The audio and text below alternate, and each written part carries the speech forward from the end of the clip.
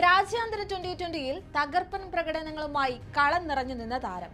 കളിക്കളത്തിൽ അത്ഭുതങ്ങൾ സൃഷ്ടിച്ച് ആരാധകരെ നേടിയ താരം. ക്രീസിൽ കറങ്ങിത്തിരിഞ്ഞ് ഗ്രൗണ്ടിന്റെ എല്ലാ മൂലകളിലേക്കും പന്ത് പായിക്കാനുള്ള അസാധാരണ കഴിവുള്ള 360 ഡിഗ്രി എന്ന് പ്രേക്ഷകർ വിശേഷണം നൽകിയ താരം സൂര്യകുമാർ യാദവ്. രഞ്ജി ട്രോഫി ക്വാർട്ടർ ഫൈനലിൽ ആരാധകരെ നിരാശരാക്കുകയായിരുന്നു താരം. മുംബൈക്ക് വേണ്ടി കളിക്കുന്ന സ്കൈ ഹരിയാനയ്ക്കെതിരെ നടക്കുന്ന മത്സരത്തിന്റെ ഒന്നാം ഇന്നിംഗ്സിൽ 2 അക്കം കാണാതെ പുറത്തായി. 5-ാം നമ്പറിൽ ബാറ്റിംഗിനിറങ്ങിയ സ്കൈ 2 ഫോറുകൾ അടിച്ചു തുടങ്ങിയെങ്കിലും അധിക നേരം ക്രീസിൽ നിൽക്കാനായില്ല. 5 പന്തിൽ 9 റൺസ് എടുത്ത താരം സുമിത് കുമാറിന്റെ പന്തിൽ ക്ലീൻ ബൗൾഡ് ആവുകയായിരുന്നു.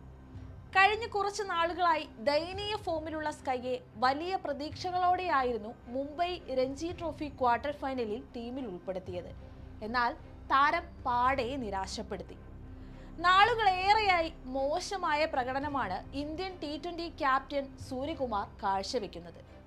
അവസാനമായി കളിച്ച 7 മത്സരങ്ങളിൽ നിന്നായി 55 റൺസിലും താഴെയാണ് താരം നേടിയ റൺസ്. ക്യാപ്റ്റൻസി മികവ് കൊണ്ട് മാത്രമാണ് ടീമിൽ നിന്നും സൂര്യകുമാറിന്റെ നായകസ്ഥാനം പോകാത്തത് എന്നാണ് ആരാധകരുടെ വിലയിരുത്തൽ. അതുകൊണ്ട് തന്നെ ഇന്ത്യൻ ട്വന്റി-ട്വന്റി ടീമിന്റെ നായകസ്ഥാനം സൂര്യകുമാർ യാദവിന് നഷ്ടമായേക്കുമെന്നാണ് ഇപ്പോഴുള്ള റിപ്പോർട്ടുകൾ. T20യിൽ നിന്ന് വിരമിക്കൽ പ്രഖ്യാപിച്ച രോഹിത് ശർമ്മയ്ക്ക് ശേഷം പരിശീലകനായ ഗൗതം ഗംഭീർ പിൻഗാമിയായി തെരഞ്ഞെടുത്ത താരമായിരുന്നു സൂര്യകുമാർ. ക്യാപ്റ്റനായതിനു ശേഷം ഫോം കണ്ടെത്താനാകാതെ തുടരുന്ന സൂര്യയെ തൽസ്ഥാനത്ത് നിന്ന് നീക്കി പകരം ഹാർദിക് പാണ്ഡ്യയെ നായകനാക്കുന്ന കാര്യം BCCI പരിഗണിക്കുന്നതിനായി ദേശീയ മാധ്യമങ്ങളാണ് റിപ്പോർട്ട് ചെയ്തത്. മുമ്പ് രോഹിത് ശർമ്മയുടെ പിൻഗാമിയായി T20 ടീമിന്റെ നായകസ്ഥാനത്തേക്ക് എത്തുമെന്ന് പരക്കെ വിശ്വസിക്കപ്പെട്ടിരുന്ന താരമാണ് ഹാർദിക് പാണ്ഡ്യ. അവസാന നിമിഷം നടന്ന അട്ടിമറിയിലാണ് പാണ്ഡ്യയെ പിന്തള്ളി സൂര്യകുമാർ യാദവ് ക്യാപ്റ്റനായത്. രാജ്യാന്തര ട്വന്റി-ട്വന്റിയിൽ തകർപ്പൻ പ്രകടനങ്ങളുമായി കളം നിറഞ്ഞതിനു പിന്നാലെയാണ് സൂര്യകുമാറിനെ BCCI ഇന്ത്യൻ ട്വന്റി-ട്വന്റി ടീമിന്റെ നായകസ്ഥാനത്തേക്ക് അവരോധിച്ചത്.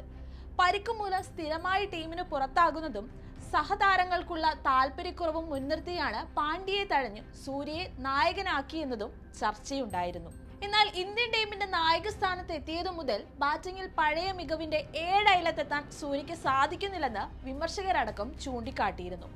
സൂര്യകുമാർ നായകസ്ഥാനത്തെത്തിയ ശ്രീലങ്കൻ പര്യടനം മുതൽ 14 ഇന്നിംഗ്സുകളിൽ നിന്ന് 18.42 ശരാശരിയിൽ 258 റൺസ് മാത്രമാണ് നേടാനായത്. അടുത്തിടെ ഇംഗ്ലണ്ടിനെതിരായ ട്വന്റി-ട്വന്റി പരമ്പര സൂര്യയുടെ നേതൃത്വത്തിൽ ഇന്ത്യ 41 സ്വന്തമാക്കിയെങ്കിലും 5 മത്സരങ്ങളിലും സൂര്യ ബാറ്റിംഗിൽ പരാജയപ്പെട്ടിരുന്നു.